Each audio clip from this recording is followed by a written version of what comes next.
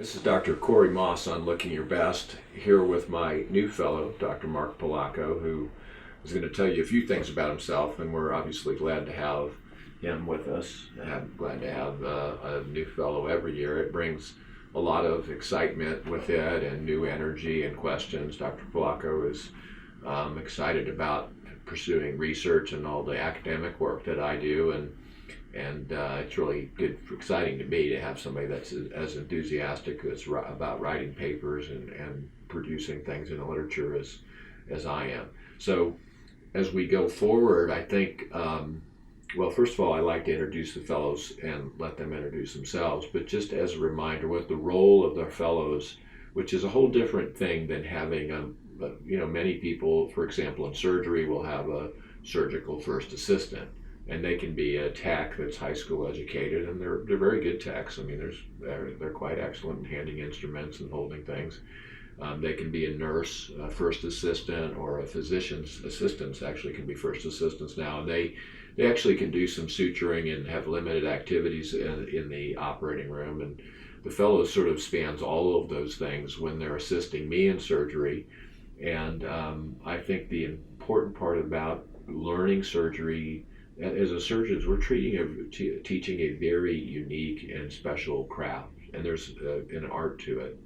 And being there, holding instruments, and participating in the pre and post-operative care, which is just as important as the actual technical steps. A lot of fellows I learn get hung up on the steps of surgery, and I think I've already made that point to you probably more than once, where the steps of surgery are certainly important, but what we tell patients beforehand, how we prepare them for surgery, and then how we take care of them after surgery, I can't say that I would rank any more important than the other. They're all in the same milieu of importance in having a really good quality patient experience and then really good outcomes.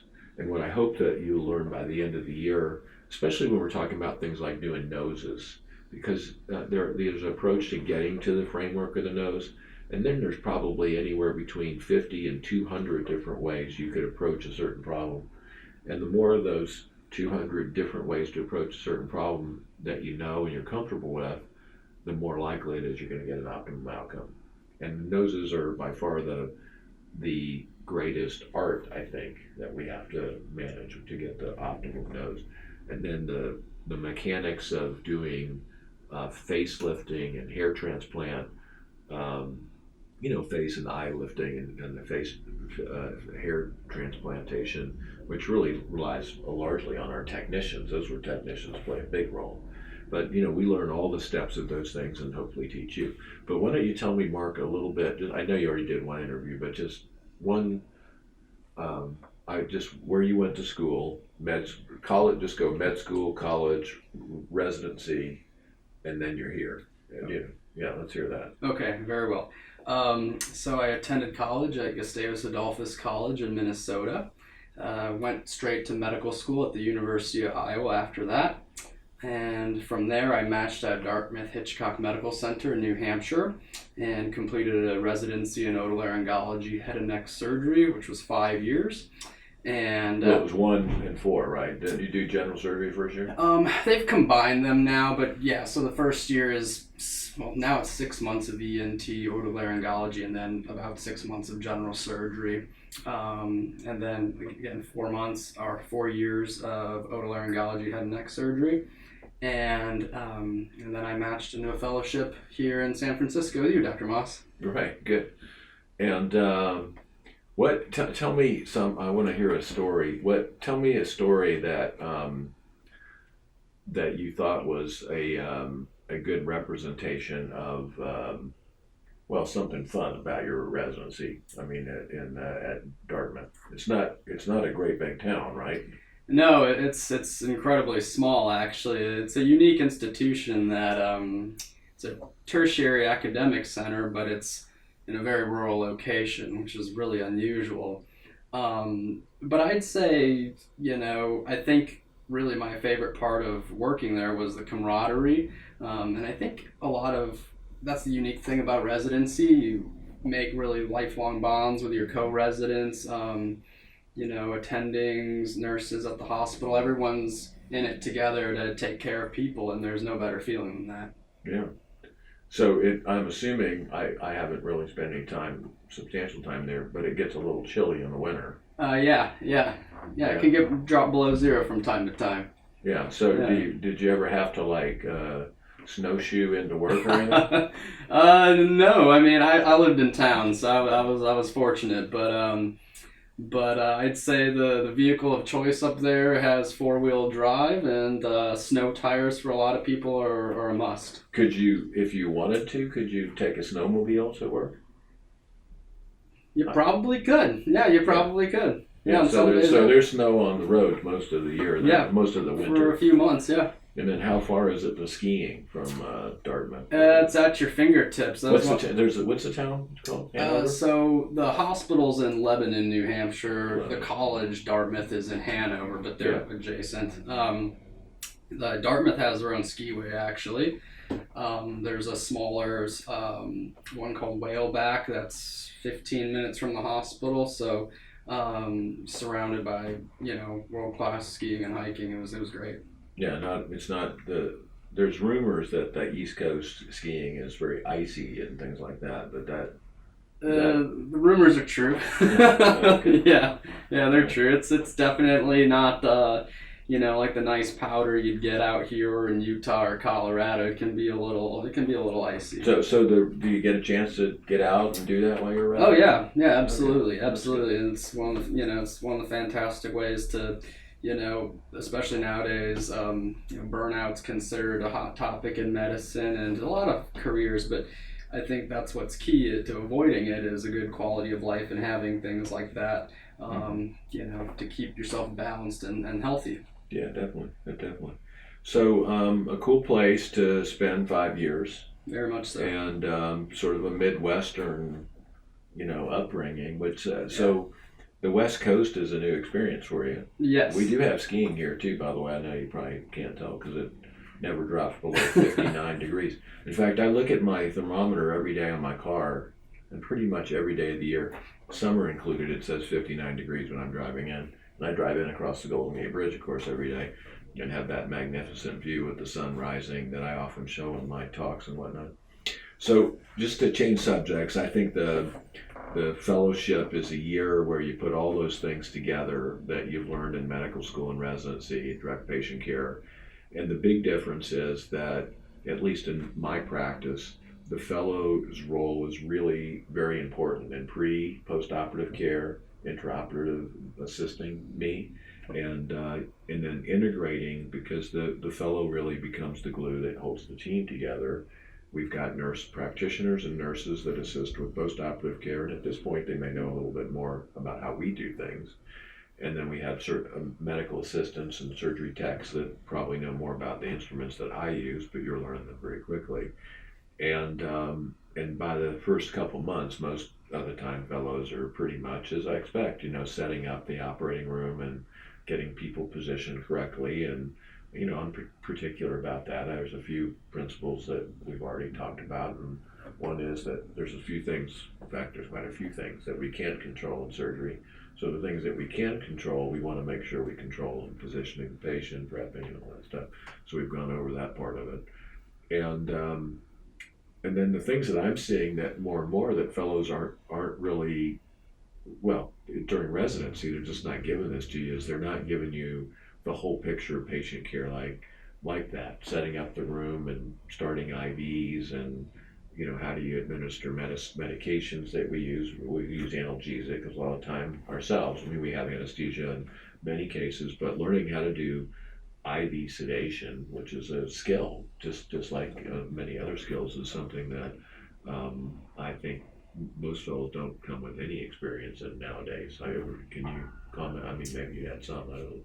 In my residency experience, almost all of our cases were under general anesthesia with an endotracheal tube, patient intubated. And we certainly didn't administer any anesthetics ourselves. So it's really nice to have this part, this educational aspect of the fellowship, in addition to the surgical aspects. Absolutely. Yeah, I mean, there's just so many things we can do in this field that don't require deep levels of anesthesia.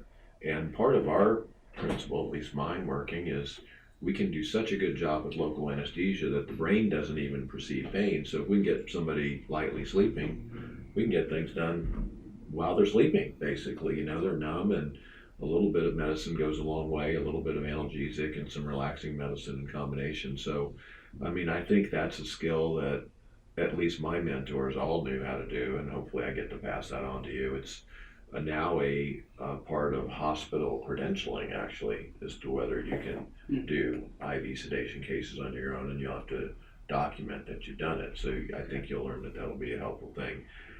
There's a efficiency thing about anesthesia, especially these smaller cases of where you know, anesthesiologists go through their routines, and we do the same sort of routine that they do for safety and for.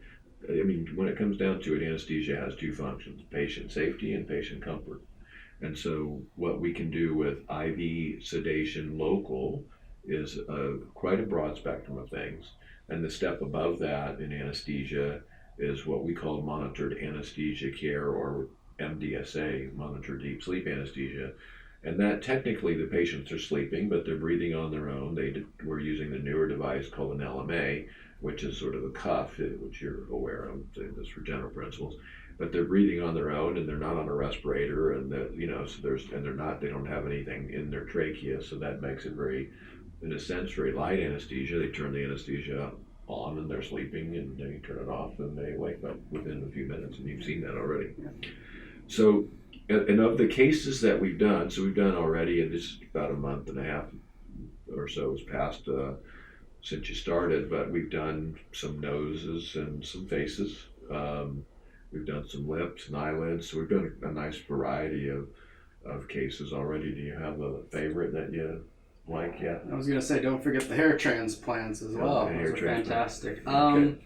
I think for me personally, right now it's the facelift procedures. I didn't get to do many facelifts or any really in residency, so seeing that and really learning the artistry and the steps and everything that's involved in caring for those patients has been excellent. Yeah, good. And then the nose thing, I've already talked about this, but noses are so unique and probably the greatest art of things we do, because while the approach can be fairly standardized, once we get to see the architectural framework of the nose, there might be anywhere from 300 to 300 different ways to approach revising or altering that framework so that we still maintain good airway strength, which is why the head and neck surgery route of training in plastic surgery, I think if you're going to do noses, is the way to go. You want to go to head and neck over general surgery, because they don't really do much with the nose probably at all, except stick tubes down it occasionally. And I think you've seen that already, the variability in how we might approach any problem with the nasal tip and the bridge or dorsum of the nose. Yeah, I mean, I think the key thing in rhinoplasty I've learned is no nose is exactly the same, and exactly as you said, the approach may be kind of similar at first, but then once you look at the structures and balance, form, and function, yeah, it's can be highly variable, and that's where the skill and artistry come into play. So what you've seen also probably was a trend, especially with the millennials, is all the work that we're doing on lips, right? Yeah. So, I mean, I don't know, whatever number, we do Botox every day, so I know it's between 5 and 30 patients a day of Botox, and then fillers is 3 to 5 on non-surgical days, sometimes as many as 20, but there's a lot of art to that too. I know you've seen a fair amount of that already. Do you have any general thoughts on the role of, just since you really are just now being enlightened on these injectables, what do you think that the role will be in the future for those things? I think it's only going to increase from here, to be honest. Patients want less and less invasive procedures, which is understandable, and things like Botox and certainly fillers. There's new fillers coming out all the time. We can use to treat patients for various things. Certainly, there's some things that you need surgery for to get the certain result that a patient may want. But I think the demand will only increase, and as we have more technological advances, we'll be able to do more and more with it. I agree with that. But you're here in California now. We're not, in the Midwest anymore. So you've also seen what I would call the devastating effects of overdoing the fillers. I'm certain that just walking around Union Square or out, down Fillmore Street here in the heart of Pacific Heights, the nice neighborhood here in the city, you get to see plenty of inflated lips. Have you seen that? I've seen a few. Yeah, I mean, we see it on it on television too, though, right? I mean, you watch these shows, and I don't have to name them. Everybody's seen them, and these women have ginormous lips, but one thing that's true is they all sort of look the same. So in my, we've talked about this too, but in my opinion, I think they just kind of reset what is normal. But that curve that I've told you about, I think I've told you about it. If I don't, I want to tell you now. There's, with all of these interventions that are minimally invasive to the most invasive of the procedures we do, there's what I call a beauty curve. And the beauty curve is an asymptote. So when it goes up, the more we do, the better, appropriately, the better people look, up to a certain point. And then you get to this peak, and if you do more, they start looking artificial. And that's true with fillers as much as it is doing too much of pulling on a facelift or incorrect pulling. And then you eclipse this sort of top of the curve, and that would be an asymptote, or that'd be a parabola. But anyway, that when you start getting on the other side of that curve, the more you do, the worse they look. The worse they look because they look more and more unnatural. It's not that I don't think I'd functionally call them looking uglier. I would say it's the unnatural, and in some cases it's actually quite stunning how unnatural it is, right? Like a head turning thing. Yeah. And I see more of it now with just people walking in the office, which you'll see too. And our staff are sensitive to this now, because if that person walks in for a first-time patient and there's other people, they quickly usher them back to the room so that I can do emergency triage and not have them think, the patients in the waiting room, that's my patient. And you should be aware of that too. Yeah. So it's really something that I hate to blame my Southern California colleagues, because most of them have really good judgment, but they're being kind of pushed, I think, by this trend, especially on lips, getting back to our original discussion. And the false premise here is that with an injection, you can make lips fuller and make them attractive and fuller by doing more and more. And that's just not true, because a lip functionally is like a tube. So as you expand it, it doesn't just get taller. You're not just seeing more volume here and more of the vermilion, the pink part of the lip. The lip starts to stick out, gives you the fish lip look, as that lip expands like a tube. And at some point, the benefit that we get in increasing the vertical height of the vermilion is exceeded by the projection of the lip where it sticks out too far. So that's a principle I want you to learn.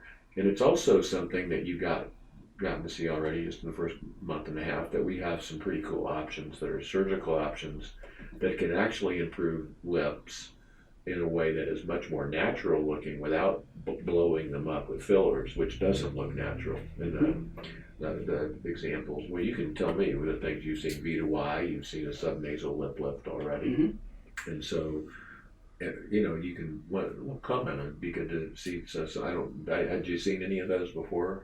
I did not, and the thing that I think surprised me the most about it is, like you said, it's more about the shape, and you can get an excellent result. And the patient that we saw most recently, he was completely comfortable with very minimal downtime and pretty minimal swelling, and he was, well, as you remember, he was really happy with the result too. Zero fillers and very, minimal downtime. Right. So it's not, and these procedures in general are not certainly limited to women anymore. I think men are more sensitive to looking better, and especially with lip enhancement. But if I were drawing, sort of a treatment paradigm out of a treatment tree, I would say first is assess, because people who have really thin lips, there's a limit to how much better they're going to get, a really very defined limit. It's not going to be very great by just doing filler alone.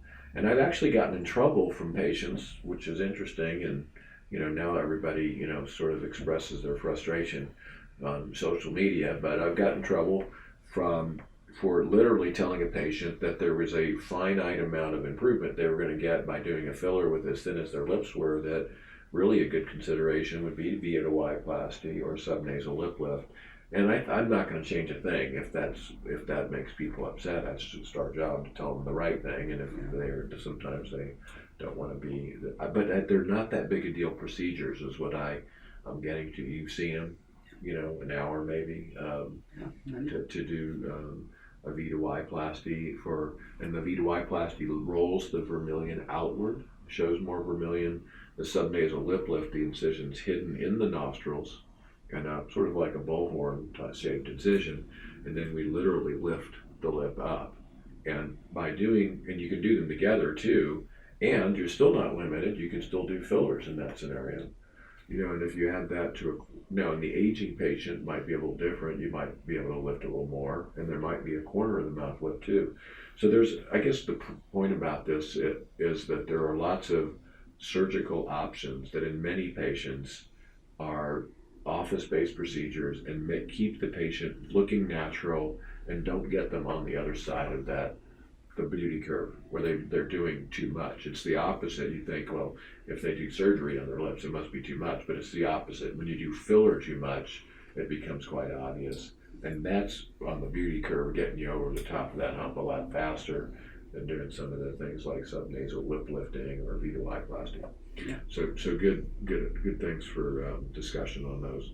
We've talked about lips, and you like facelifts. I think a lot of fellows don't see them, and I certainly like them. I mostly like facelifts because the results can be so satisfying to the patient. They're very thankful, and you've seen probably half a dozen or more of these already since you've been here, but just getting that jawline and neck line back is something that people are really stoked about. And for those who really feel like these are superfluous or sort of ego driven or too much of narcissistic, I don't know. There's a lot of stigmata that historically have gone along with plastic surgery. I would say that feeling good about yourself and how you look is probably just about as valuable as any of the surgeries that we perform in medicine. And it's helping people with their self-esteem and helping them, just bring back a more youthful visage. It's not tired looking, and it's got the energy that they feel inside is something that I get excited about, that patients tell me about. And makes it worth coming to work every day. I could never see not doing what I do, even as I gallop into the later years of my life. I mean, they might have to drag me out of the operating room. Well, maybe not kicking and screaming, but they might have to wheel me out of the operating room in my wheelchair so I can't lift my fingers up. But so just as a closing comment, Mark, so why don't you tell us a funny vignette, something that happened to you in med school or residency, so we can look back on it, or something that's happened since you've been here, even that you might. Funny vignette. Well, something that we don't have to be gut busting or anything. Yeah. I'm just talking about something that was interesting or something fun. Have you done anything fun since you've been here? Yeah, I've done a lot of fun things. I'm just trying to think like what would. Well, what do you do for fun? Well, so far I've just been because I'm new to town, I've just been exploring the city a lot. You hike around, or you get on one of those little jump scooters? Yeah, that's a vignette maybe. No, I haven't done the scooters yet, but there's people on these electric-driven skateboards too here. I've seen too. It's interesting. But no, I'm just learning the city really. Just it's a fascinating city culturally, and as well as the food scene. You can pretty much find anything in the world here. And it's beautiful. I think you were telling me actually San Francisco has more designated park space than I think any city in the world by square miles. And it's true. I mean, you look around and you throw a stone anywhere and you're going to hit a park. And yeah, well, that's the Bay Area in general, because we've got the Golden Gate National Recreation Area, which is most of Marin County, the bulk of it, more than half of it, and there's large areas in the East Bay also that are designated as parkland areas, but and so there's lots of wildlife actually living in Marin, which is where I live across the Golden Gate Bridge. Is a little challenging with your dog because we have coyotes and foxes and more deer than I can count that are jumping over my fence until I finally put in a 6-foot fence so they weren't eating all my roses, because they love flowers. But those are good things. And look, at the end of the day, I think the role of the fellow, I'm very honored to be a fellowship director, and it's something I take a lot of pride in. Every fellow comes with a different attitude and approach each year, and if I can teach them what I've learned and the principles of being consistent in the preparation and setup of the procedure, and then how we execute. I mean, everyone's anatomy is different, but if you think of these things systematically and you approach them in the same way, it takes a lot of the individual variability out of it and lets us get the optimum result for that patient. So the steps are the same, but the people are different, so we have to vary for each one. And I think that's really an important clue that you'll walk away with. And this, it's really, it's fun, it's unique. Everybody brings their own little sort of color to the program. So by the end of the year, we'll have something that's funny that we'll be able to tease you about. And send sure, there'll be multiple. Absolutely. And if you're, the last couple fellows, they left with babies or getting married, so I don't know if that's going to happen to you, but we'll see. You never know. San Francisco seems to be a charm. This is Dr. Corey Maas on Looking Your Best.